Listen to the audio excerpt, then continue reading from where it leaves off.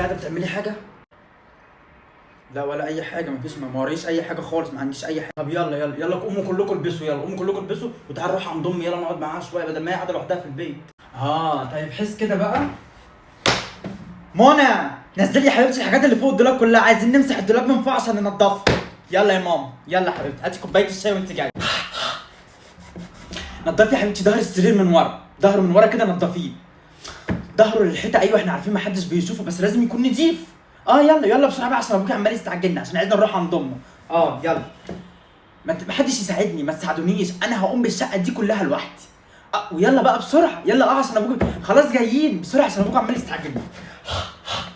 سيب السلم، سيبه مليان تراب، انا هنضفه دلوقتي كله. يلا يلا الساعه بقت 2 بالليل اهو، خلاص نضفنا الشقه. يلا يلا يا حاج، يلا نروح عند الحاجه. يلا اتاخرناش ولا حاجه. خلاص خليها بكره، مش مشكله، خليها بكره. يلا مش مشكله، يلا يا حبايبي خلوها بكره. تشربوا شاي بلبن؟